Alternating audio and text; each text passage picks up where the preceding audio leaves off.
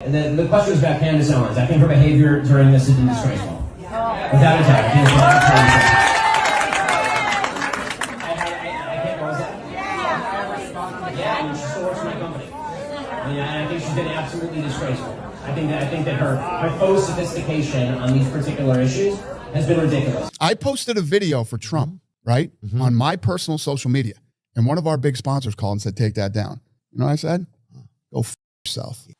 What's going on, everybody? We have an interesting show for you today. Second, we're going to talk about the Theo Dana White podcast. I heard a few interesting things I wanted to talk about, but the first story we're going to talk about is a video appeared of Ben Shapiro basically saying that he thinks that Candace Owens is disgraceful over her analysis of Israel-Palestine. What's he upset at? We have a few clips that it might be. Today's Dream Rare podcast starts now. It's the Dream Rare Podcast. Welcome to the show. The way to get the news at the desk or on the road. Let's go. God is great and success in our control. The world is crazy, but we get better from obstacles. What's going on today, folks? Hope you're having a beautiful day. I wanted to do two things real quick before I played some of the clips of Ben and Candace, because I have a follow-up from Gavin Newsom's little OPEC bonanza he's having over in San Francisco. So apparently a foreign TV crew was robbed while covering APEC summit in San Francisco, and it was a Czech news crew. So Gavin Newsom cleans up the streets, right? He tries to make it look good for all his foreign buddies, and they come to San Francisco thinking they're coming to some great American city, and they get robbed at gunpoint. How embarrassing is that we can't even host an event for foreign countries without having them robbed at gunpoint? That's the type of stuff that happens in San Francisco every single day to people who live there. And I hope that the awareness that this brings makes Gavin Newsom and the San Francisco mayor actually try to solve the problems instead of make them worse. So I just wanted to show that. Second thing I wanted to show you today was very interesting. I saw a lot of people tweeting this Wall Street Journal op-ed, and the op-ed in the Wall Street Journal said that America and Europe should take in a bunch of refugees from Gaza and from Palestine.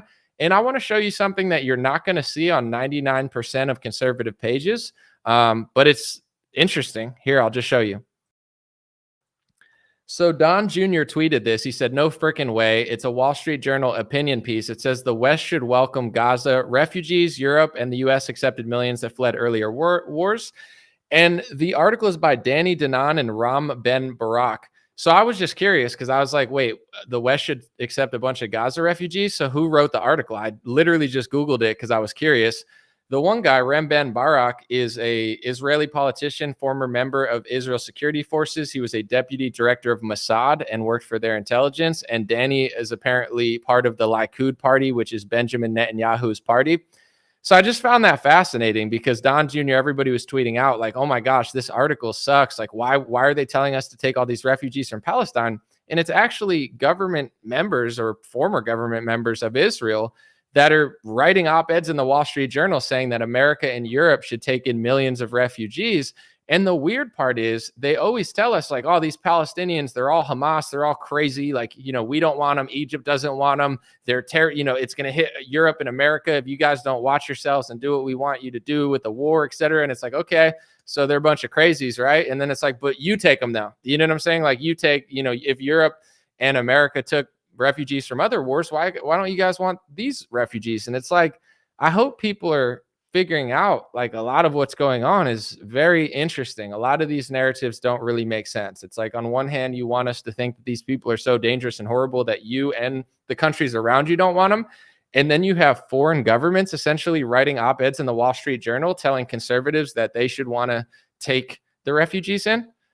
Very fascinating stuff, folks. You're not going to see that on most conservative channels. Here's Ben Shapiro. I don't know if this is like a donor meeting or a party. I'm not really sure where he's at or what he's talking, or like who he's talking in front of. But here's him basically calling his coworker, Candace Owens, someone that works for the same company as he does, disgraceful because of her Israel-Palestine stances. And we're going to try to listen to some of them and figure out what Ben is so upset about. But here's him just constantly slandering Candace Owens, who, by the way, Candace was right about the pharmaceutical industry, and Ben Shapiro made a video and said, oh, I'm wrong. I got fooled. I got fooled by the government. Pfizer, they lied about their data. It's not my fault. I'm a robot. And it's like, So I knew that they were lying because Pfizer has a history of lying, and you trusted the government and Pfizer. So, it's like, for his track record of getting so many things wrong the past couple of years, you would think he had some respect for people like Candace Owens who got him right. While he was constantly just parroting Pfizer and government propaganda, Candace was right the whole time. But, I guess self-awareness isn't really Ben's strong suit. So he just keeps slandering and belittling his coworker who's way smarter and more honest than him. But whatever. Here's the clip. Yes, the question was about Candace Owens. I think her behavior during this has been disgraceful. Without a doubt. I can't cause that. Yeah, and she still works for my company. And I think she's been absolutely disgraceful. I think that her faux sophistication on these particular issues has been ridiculous. It's not faux sophistication, it's ridiculous. Everybody can see the moves that she's making and the things that she's saying, and I find them disreputable. So her faux sophistication is just so reprehensible, but Ben Shapiro's faux sophistication about the pharmaceutical industry, or a lot of things that he's constantly wrong and just blabbering about, that's okay. He doesn't, it wasn't Ben's fault for being wrong during the pandemic. It was, as he said, the government and Pfizer's fault, because, a really smart guy like Ben, who debates 19-year-old blue-haired depressed liberals on college campus in his 30s, he's so smart. But, it's just like, how did he not know that the government and Pfizer, I mean, they just tricked him, right? But, how could he have known that the government and Pfizer would lie besides all of human history? That's not faux sophistication, though. Trust me, that's just sheer conservatism right there. But what's he upset about? What's Candace been saying? To be completely honest, I haven't listened to Candace's show in a while, so I wasn't even sure what stances made him mad. But I do follow Candace on Twitter, and I know that she's taking a very controversial stance in the Republican Party because she believes in the First Amendment, which apparently is not very popular. You would think it was, but I figured this out in 2019, that people like Ben Shapiro and Dave Rubin and a lot of conservatives, even Trump and DeSantis, it's like the First Amendment and your right to protest is really important, except for Zionism is something that the Republican Party prioritizes above that. And that's just the truth. I'm not being hateful. I'm not being rude. It's just like the First Amendment only matters so far that comes in line. And if that comes in line, they'll use the same exact excuses that the left uses to take away your constitutional rights. So I figured that out. And people like Nikki Haley make it obvious, right? She sits up there and she says, and she tweets all the time, she says, what does she say? Israel doesn't need America. America needs Israel. Okay, then why are you serving in America's government? Like, it's like, that's fine. Okay. I don't care if you think that, but like Nikki Haley, it's like, we get it. You hate us, Nikki Haley. We get it. You like that country so much. That's cool. You should like that country, but it's just like saying that they don't need us. We need them. It's just, that's why I always say she should be a barista in Tel Aviv, because it's a little bit more her speed. But anyway, here's a few clips I found. I sped them up because the copyright's pretty insane. Sometimes they take my streams down. Here's a few things that she said. Candace noticed that Nikki Haley doesn't like this country. And also she made a few pretty edgy statements about, Ben not allowing for a discussion in certain categories. There's more, but this is the clip that I have. Well, I am here today to endorse Nikki Haley for president of Israel. I think she's earned that. I think Bibi Netanyahu, because I have Jewish friends that are pro-Israel, and I have Jewish friends that say that they just do not support Zionism at all, and that they think that the creation of the Israel state is something that is political and has nothing to do with actually the Jewish faith at all. And so I listen to both of those sides. I try to hear both of those voices. And I don't think having a different perspective makes any person less Jewish. And I think it's been problematic to hear, and this is not you, this isn't a criticism towards you, when they say, well, to even have that perspective makes you not Jewish, because it's so reminiscent for me of me saying I'm a black conservative. And they say, well, even to be a black Republican, my grandfather grew up in a segregated South. And so when I'm walking through Jerusalem and you see, and they say these are the Muslim quarters, this is where the Muslims are allowed to live, that doesn't feel like a bastion of freedom to me. I mean, she said a lot more than that, but you could hear there's a lot of like edgy stances being taken in that. And I think with Israel, it's interesting because let me give you an example. The only Chinese country is China, right? You don't have like a million Chinese countries. It's like China's mostly Chinese, and that's pretty much the Chinese country. Like, not saying Chinese people can't live anywhere else. Of course they can. But like, what do you think of when you think of Chinese people? Which country do they run? Oh, China. Oh, yeah, you win. Okay, congratulations. Who wants to be a billionaire? But it's like, if you disagree with China, whether you're Chinese or not, they wouldn't call you anti-Chinanetic or something. You know what I'm saying? Like, you're anti-Chinese because you disagree with the Chinese government. Even if you're Chinese in America, you're allowed to do that because you're an American citizen before you're a Chinese citizen, and you're allowed to have an opinion whether you like them or not. But the only country that doesn't apply to is Israel. They say, well, we're the only Jewish country, so if you counter us in any sort of way that we deem problematic, we're just going to call you anti-Semitic, and anti-Zionism is anti-Semitism, they always say. And it's like, they say, if you say that Judaism isn't Zionism, they'll say that you're anti-Semitic. I don't know. It's like, same with Christians. They'll be like, you can't be a Christian if you don't do that. Here's my personal stance, which I think is factually correct.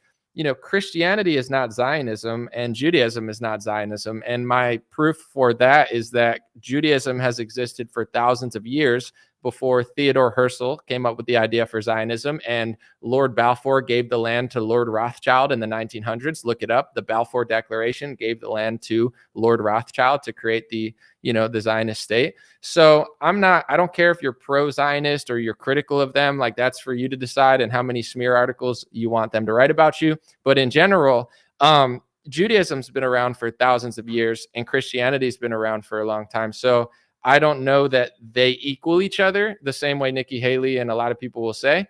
So, I'm not saying you have to have a stance on them. I just don't think saying that Christianity is that and Judaism is that is accurate. And, it's not, when it comes to Judaism, most Jews obviously support Israel, but there are a lot of, I would say probably millions in the world that are critical of them and don't agree with what their government's doing. And I don't know. I mean, I think they have the First Amendment right to do that as long as they do it peacefully. But we're living in a world now where there's a lot of, I would say, exaggerations of what's going on. And they try to basically say, if you say this, you mean this, and this is this. So then you shouldn't be allowed to do that on a college campus. And one of the things that Candace said in another video that I don't have is she was saying, for years and for decades, the college campuses have been insane.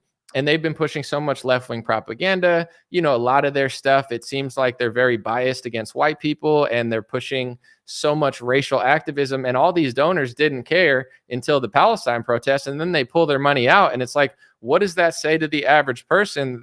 You don't care about this. We're dealing with all this stuff for 20 years. And the second it comes to a foreign nation, you pull the money out and start freaking out. And it's like, I think there's a valid point to be made there, and everyone has the right to donate to who they want to. But, just talking about it, makes Ben Shapiro really upset. He doesn't want to have those conversations. And Candace clearly does. I want to play this clip real quick because, I've never been a huge fan of Ben Shapiro, but I'm also not a hater. I think he does do some things very well. But I figured out in 2019 that Ben Shapiro was a huge hypocrite. So now that people like God Saad and Dave Rubin and all these Sam Harris, these fake intellectuals are exposing who they really are and showing that they never actually believed the things that they told you. Everybody's starting to figure it out now. And it's oh, that's so, I figured this out 4 years ago, just off of basic common sense and basic obvious stuff. I don't care which countries Ben likes or dislikes. I'm not telling him who to be or what country to like, but Ben will call it hate speech if you say what he's doing. He does something and then he won't allow you to say it. Here's a video. I just want to show you real quick what I mean. And he has every right to feel this way. I have no problem with it. My problem is his hypocrisy and the fact that he gets so upset when people talk about it. So here's Ben saying the reason that he's loyal to America is Israel's existence, but then he'll call you anti-Semitic for saying he has loyalty to Israel. But then if you're Jewish and you don't have loyalty to Israel, Ben Shapiro hates you. So it's he makes you have loyalty to Israel or else he smears you. But if you say that anyone has loyalty to Israel, Ben Shapiro has stated that that's anti-Semitism, and Ben Shapiro never says anything about the anti-Semitism speech laws being passed through government because Ben probably supports them because he regurgitates them, even though they make no sense at all. Let's take a watch of the video and we'll look at what I'm saying. Ever wonder if one day you will have to flee the United States?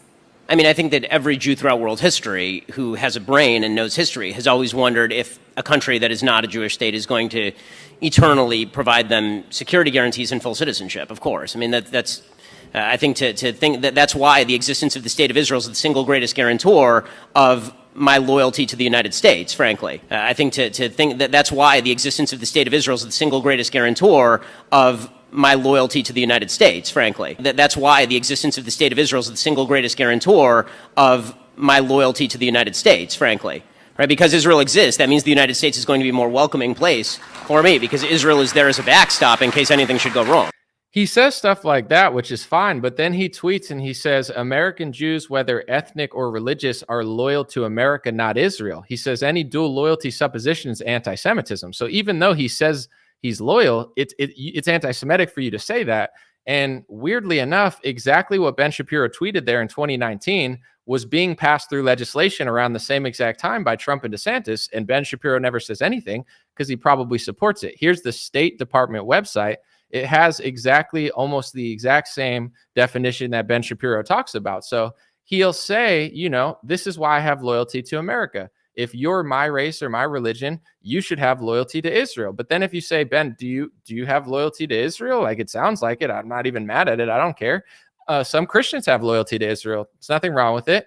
Do you? And then he'll freak out and be like, oh my God, that's anti-Semitic. I told you that's anti-Semitic. You're not allowed to say that. It's like, but you said it. So it's the sheer hypocrisy and disingenuousness of Ben Shapiro saying all this sort of stuff. You could listen to interviews, and Ben said the first reason he got involved in politics in America was because he heard them talking about Israel on college campus, and he wrote an article about it. It was his support of Israel that got him involved in American politics under his own admittance. But then if you say that, Ben Shapiro thinks that that's a hate speech violation. So I think Ben Shapiro is getting really, really upset that Candace Owens isn't just a generic conservative that's just saying what everyone else wants to say.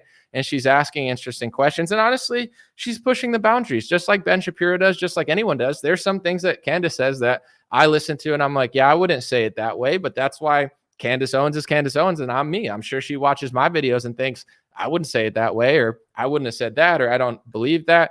And it's okay for everybody to, disagree on some topics. But I think that this is one that is just truly, truly fascinating. It's like Thomas Massey's the only one in Congress who isn't like completely sold out. You have people like Donald Trump. He'll go on radio interviews. I don't have the clip, but you can find it if you look hard enough. He says that Israel used to literally own Congress and now they don't because of Ilhan Omar and Rashida Tlaib. And it's like, if you look at the votes, it's like 10 people. It's Thomas Massey, Rashida Tlaib, Ilhan Omar, AOC, Jamal Bowman, the guy who pulled the fire alarm.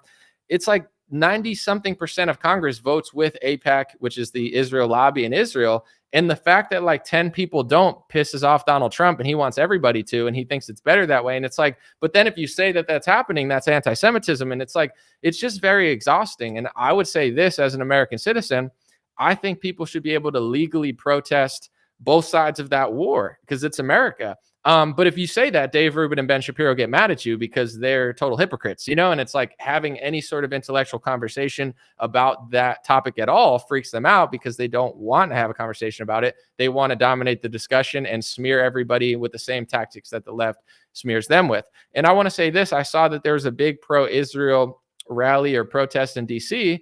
And I know a week ago or 2 weeks ago, there was a Palestine protest.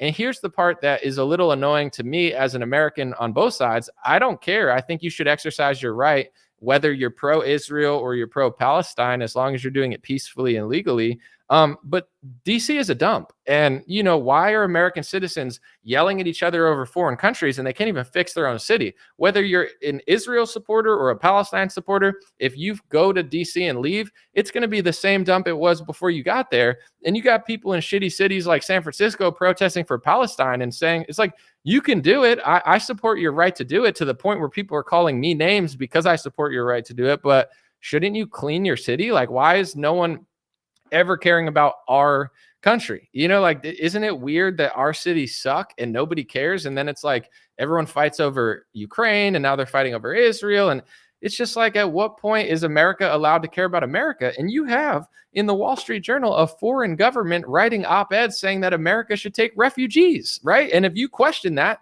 they'll call you anti-Semitic. It's like, no, that's our greatest ally. You can't ever disagree with that or point it out or note. It's like, it's so annoying. You know what I'm saying? I don't care. They could write an op-ed, but it's like, if I say that I think the First Amendment's absolute and I disagree with the anti-Semitism speech rules being passed through government, they'll write 15 articles about me and smear me and say I'm an anti-Semite. And I would say that, but then it's like, you can't say that they're doing it. You can't say this. You can't say that. You can't say, it's like, not, it's so ridiculous. So this is a weird conflict for multiple reasons, but the left, they're pro-Palestine, but I'm reading some of the stuff they're saying and they're like, I'm not listening to white people anymore. I'll never quote a white man again. It's like, okay, and then the Israel side, you got Dave Rubin, Gad Saad, Ben Shapiro, they're doing stuff. They're being hypocrites. They're freaking out because they're losing the discussion. So they're trying to censor more and do stuff. Nikki Haley's trying to like dox everybody on the internet. And it's like, it's okay. I'm just here to say, I mean, you don't have to listen to me, but it's okay to realize that, like,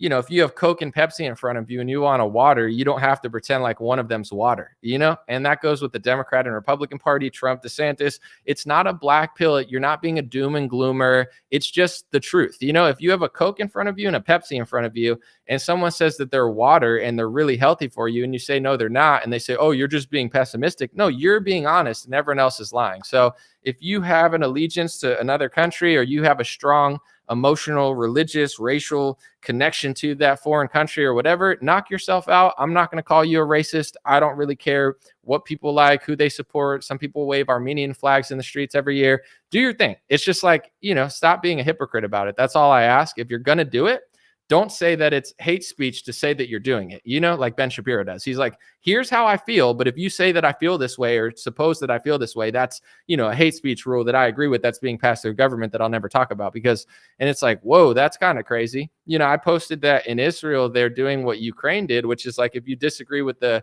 government agenda on war, they can arrest you, they could steal your property and throw you in jail. That doesn't sound like a democracy to me. So I just posted a thing about it. And a lot of like people in my comments that are living in Israel or they're American Israeli dual citizens, they were all commenting say, oh, this is a good law. How dare you even talk about it? And it's like, whoa, I live in the United States of America and I have American citizens getting mad at me for noticing that they could throw people in jail for having the wrong opinion on war. You think that's okay? I don't. You know what I'm saying? And that power that you think is used over there, if that gets used here, it could be used by Joe Biden. It could be used by Trump, and he could do bad stuff like he did during the pandemic and just be the controlled opposition, like little clown, and it's like, I don't think the government needs that power. If you do, it's fine. But I'm shocked at how many conservatives, quote unquote, are totally okay with a police state as long as it goes in favor of their agenda. And then it always flips around and then they hate it. So another thing I saw too is Speaker Mike Johnson. I saw that he I don't know if he hired somebody or one of his main advisors is like some pharmaceutical guy. And it's like Matt Gaetz is acting like he did some huge grave service to you. He's like, oh, let's look at my documentary. I owned Kevin McCarthy. It's like, you kicked out Kevin McCarthy, which is fine. I don't care. And you replace him with someone who's probably just as bad, if not worse. All I'm asking is don't act like you're freaking, like Jesse Owens just winning a gold medal. Like, you didn't do anything. You're just like everyone else in Congress. You're just putting on a show.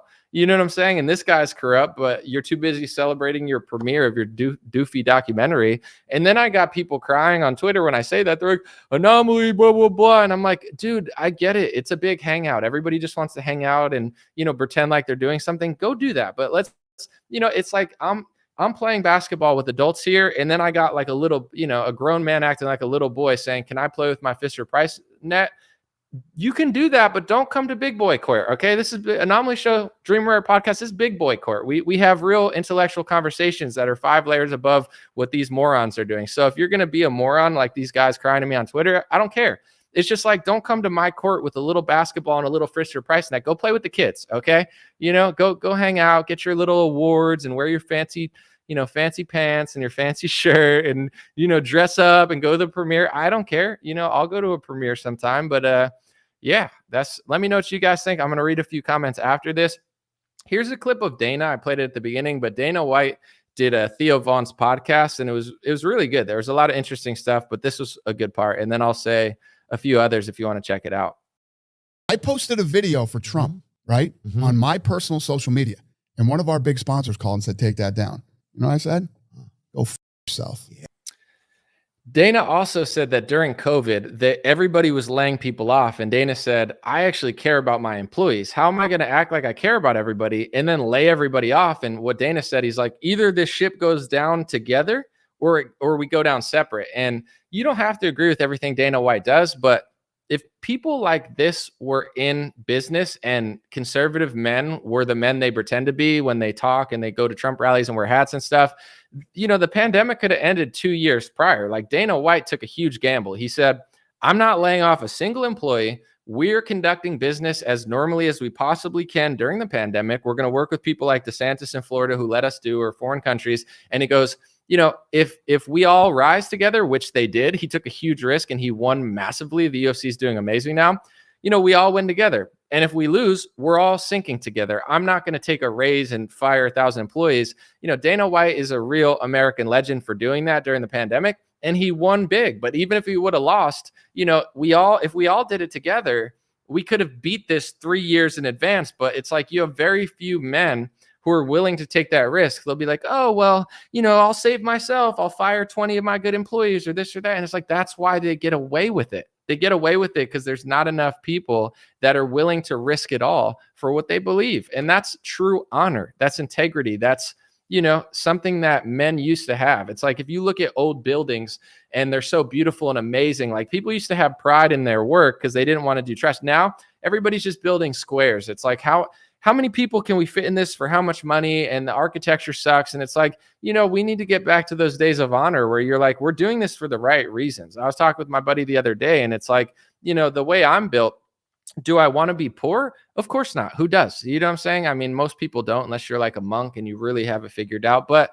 at the same time, I prioritize what I believe and what I think is right over money. And that's what most people don't do, and that's why the country sucks. Cause like, well, if I do this, then I might lose this. It's like, but what if you lose the favor of God? What if you do the wrong thing and you hurt people with your selling out? Like, what if you become exactly who you hate? Isn't that scarier to you than like losing money? Because what's scary to me is having a bad reputation, having a spiral collapse like Sam Harris, because nothing I say is real. Like that should be scarier to people, like losing their integrity and their courage versus like, oh, I need an extra dollar. Let's, So listening to Dana was inspiring because he really, he said that I didn't fire a single employee during COVID, and I'm one of the few business owners who did that.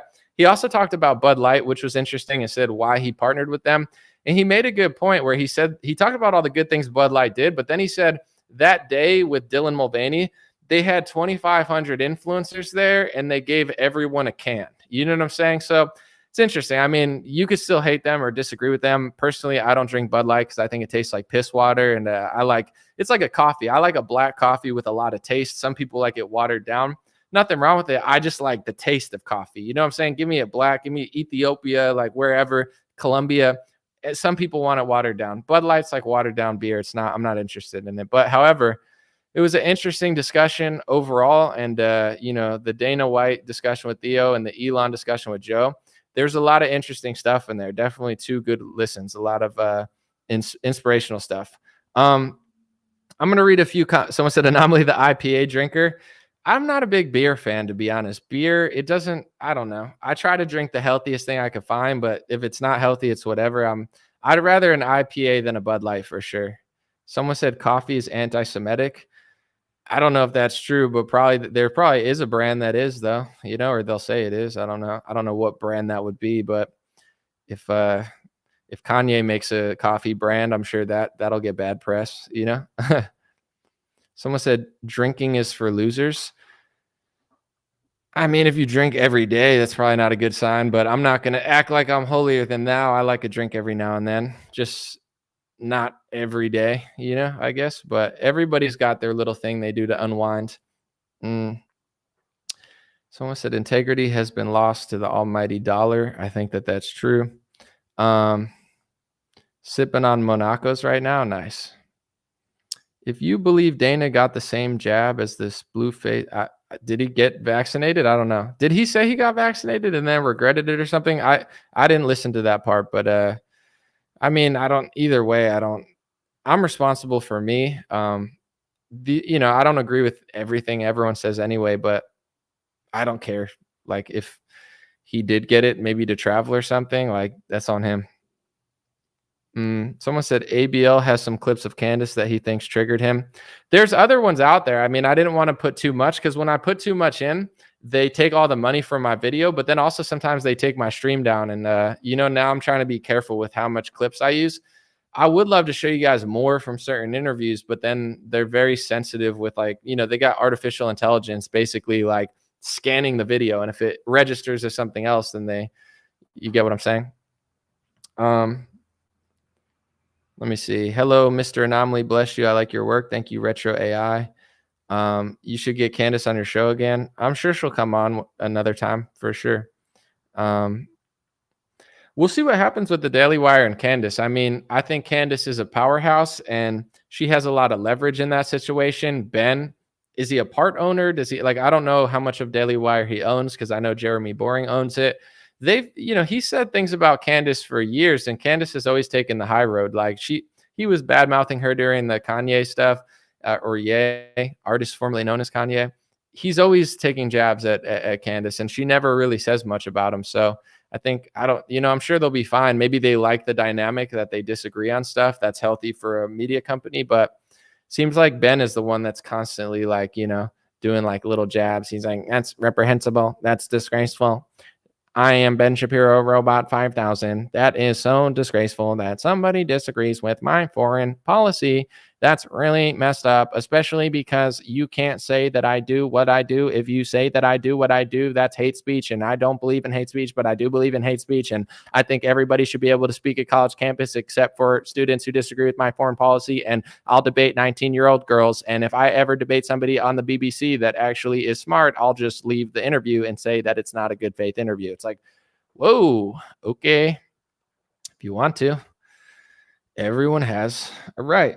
I just want to let you guys know real quick. Hopefully this is the right sweatshirt. Yeah. All right. God is great sweatshirts. We got some left for the winter. God is great. We got the God bless beanies. These are comfortable. They're made in America. Get yourself a black beanie, a blue beanie. Get yourself a sweatshirt. They're very, very comfy. I know you'll like it for years to come. And whenever advertisers act up or act crazy, I could always fall back on that if it makes enough. If not, then I have to do other things. But appreciate you guys. I'm going to take off. God bless you. God bless your family. God bless America. God bless the world. This has been Dream Rare Podcast. Let me know in the comments what you think. Overall, I think it's healthy for people to disagree on certain topics, but I just want to be very clear because it always gets misconstrued. When it comes to other countries, personally, I think a healthy America, you should be allowed to disagree with our government. You should be allowed to disagree with the left, the right. You should be able to question Israel-Palestine conflict and Russia-Ukraine as long as you're intelligently talking about it. I mean, even if you're not, you have the First Amendment right to be dumb. Not saying you are. You get what I'm saying? I believe in the First Amendment. At the same time, America has a really weird track record in foreign policy. Like, for example, if you look at Iran, it's like we don't like Iran now in America. But if you look at the last good leader of Iran, I'm pretty sure America and Israel were involved in getting them out, or at least disapproved of who they had in there, the last Shah. And there was the revolution from decades ago that I think the CIA has admitted to intervening in. It's public documents now. It's not even a conspiracy theory. They put it out there in the media. So it's America has this weird thing of there'll be a country like Iran, and it's Iran won't be extremely Muslim, and then America gets involved and then it becomes extremely Muslim, and then we complain about how Muslim it is. And it's I'm not a self-hating American where I blame us for everything. Everything's not our fault, but a lot of things really are our fault in the sense of we really are meddling all over the place. If you look at a lot of the terrorists that we complained about 10 years ago, we were arming them 30 years ago with the Mujahideen and all this. So it's we're constantly kind of getting involved in situations and then complaining about the outcome. So I think people should be allowed to question what's going on without being smeared and called a bunch of names. But I think in the Republican Party, I'm just being very clear. I don't care which foreign countries people like and they want to support. I think that that's healthy for any country to have an opinion. But what I learned about the Republican Party was America is not first. There's another country that comes first. And I'm not saying this from a hateful perspective. Trump admits it. Nikki Haley talks about it all the time. It's clear. It's clear what country comes before America, and that country comes before everything every value that you think you have, that usually comes first. Or it's like, we believe in the right to protest, except when it comes to that country. We agree with your right to free speech, except for that country. We don't believe in hate speech laws, except for that country. We don't want to exaggerate with words and pass them into legislation, except for that country. And it's like, that's a common trend. And people like Ben Shapiro are out here. It's like, if you even have a question about this stuff, or you're even like questioning the narrative, they hate it. So it's like, a lot more people are figuring this stuff out. And, it's been, I think, swept under the rug and just kind of like, no, don't, it's like, I mean, I'm fine with you liking that country. I'm fine with you even funding that country with my taxpayer dollars. Although I just don't want to be called a hate monger if I think you shouldn't give our taxpayer money to every country in the world. But in general, it's like, the least I ask for is to not have hate speech rules passed by Republicans in America. But apparently that's too much to ask for. So that's kind of like my line, is like, can you do this without negatively affecting the country that you're supposed to be serving, or doing things that are hypocritical to your agenda? And if you can't, it's natural for Republican conservatives to have an opinion about it. But, the Republican Party is trying to build, I think, a situation where you can't really disagree, but that's all kind of falling apart, because with the internet and social media and podcasting, everybody kind of has a way to get their voice out there. And, it's not the days of you need Fox News to like get aired. So I think, Tucker Carlson showing, he's a very big critic of the war. I mean, he doesn't go like super far on a lot of topics, but some topics he does. Everybody has a passion. And Tucker showed that he doesn't need the news to stay relevant and talk about what he wants to talk about. Candace has proved that. Lots of people have. People like Andrew Tate, like, you don't have to agree with him or believe him, but there's a lot of streamers out there, YouTubers or rumblers or whatever you want to call it, who have successfully shown that they don't need, people's approval. Even someone like Joe Rogan, he was questioning the pharmaceutical narrative. They hated that, but he signed a deal with Spotify, and he's very valuable. So, it's a nice time where, even though people disagree on certain topics, the smears and the censorship is not going as far as it did 4 years ago. Some people are upset at that. Others see that as a huge win in America kind of getting back to its core values, including someone like Elon buying Twitter and allowing more conversation. He did a great job with Twitter. I don't care what anyone says. I've seen it. It's not an opinion like that. I'm just basing it off faith in him or anything. It's nothing to do with faith or believing everything he said. But like, Elon bought Twitter. I saw what he did. I saw who he brought back. I saw how he opened up the algorithm. And it's truly remarkable. It's making a huge difference in like a public forum discussion. So a lot of good things have happened getting back to the roots of America. And I do think that a lot of left-wingers and people that are traditionally hypocritical, they're running out of room, because it's like there's so much competition that eventually people will find something more authentic and organic. Let me know what you think. God bless you. God bless your family. God bless America. God bless the world. Have a beautiful day, and check out dreamrare.com. We have black hats, blue hats, and we have sweatshirts. God is great sweatshirts. Very comfortable. Check it out. Thank you guys. Appreciate it. Have a beautiful day. Hey, what's going on, my friends? Just a few ways to stay in touch and support if you'd like to. The first way is dreamrare.com. We have blue beanies, black beanies, pink hats, other colored hats, freedom versus tyranny shirts, stay blessed long sleeve, God is great long sleeve, and lots of more cool items coming soon. Dreamrare.com. Check out the shop to support. Everything's made in the United States. Handpicked by me. Patreon.com/raretalk. For $5 a month, you can help support me, support the show. If you haven't noticed, unlike other channels, I don't work with very many sponsors, sometimes none at all. And part of the way I'm able to do that is with the dreamrare.com shop and patreon.com/raretalk. So thank you guys for keeping this show free, unimpeded, uninterrupted. I'm forever grateful. My free email list is stayintouchwithme.com. So check the links below in the description, or just type in on any browser, stayintouchwithme.com, all one word. You'll find my email list, put it in there, and it's the least annoying email list you'll ever be on. I barely use it because I don't like getting emailed every day or every week. It's annoying, so I don't do it. Stayintouchwithme.com. It helps me take back some power away from big tech. Telegram, t.me/dreamrarechat or @dreamrarechat. Due to censorship, I post all my live stream and videos there. Sometimes I have some bonus content, and I try to give people a heads up when Facebook or YouTube won't. Dream Rare Chat at Telegram. My Instagram is at Dream Rare. Thanks for everybody following there for shorter content. And DreamRareLinks.com, that's DreamRareLinks.com, has all my stuff. My podcast on Spotify, Apple Podcasts, my music on Spotify and Apple, my Rumble page, my BitChute and Gab page. All my links are found at DreamRareLinks.com. Thanks for watching, folks. God bless you. You already know